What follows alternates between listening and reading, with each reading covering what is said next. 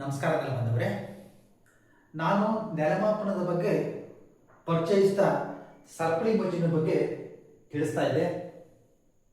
ಅಳತೆ ಆದ ನಂತರ ಸಂಬಂಧಪಟ್ಟ ನಕ್ಷೆಯನ್ನು ತಯಾರಿಸಲು ನಕ್ಷಾ ಮಾಪಕ ಅಂದರೆ ಮ್ಯಾಪ್ ಸ್ಕೇಲ್ನ ಆಯ್ದುಕೊಳ್ಳಬೇಕಾಗುತ್ತೆ. ಇದರಲ್ಲಿ 3 ವಿಧಗಳಿದ್ದಾವೆ.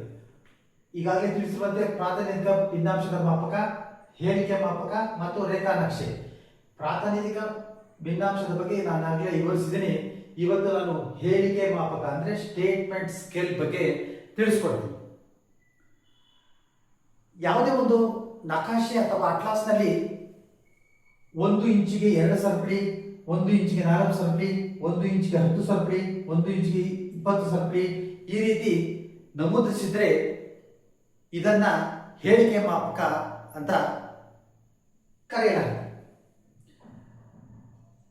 ಈ ಮಾಪಕವನ್ನ ಇಂಜಿನಿಯರ್ ಮಾಪಕ ಅಂತಲೂ ಸಹ ಕರೆಯಲಾಗ್ತದೆ.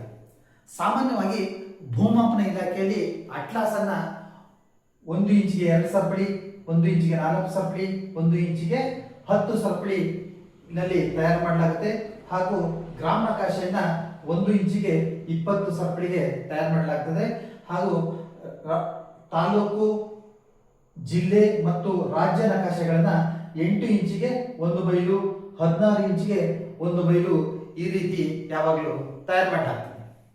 ಹಾಗಾದ್ರೆ ನಮ್ಮಲ್ಲಿ ಹೇಳಿಕೆ ಮಾಪಕ ಇದೆ.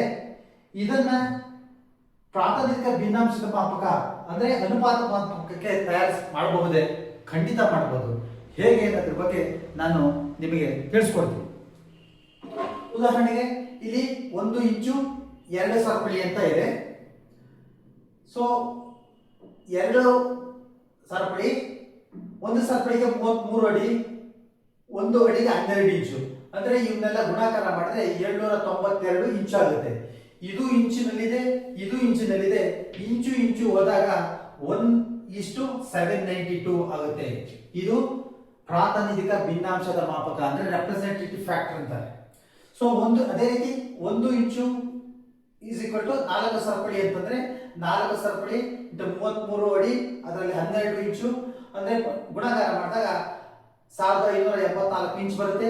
ಇಂಚು ಹೋಯ್ತು ಅಂತಂದ್ರೆ 1:1584 ಆಗುತ್ತೆ ರೇಷಿಯೋ.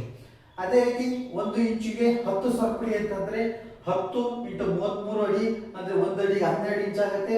ಒಟ್ಟು 3960 ಇಂಚ್ ಆಗುತ್ತೆ.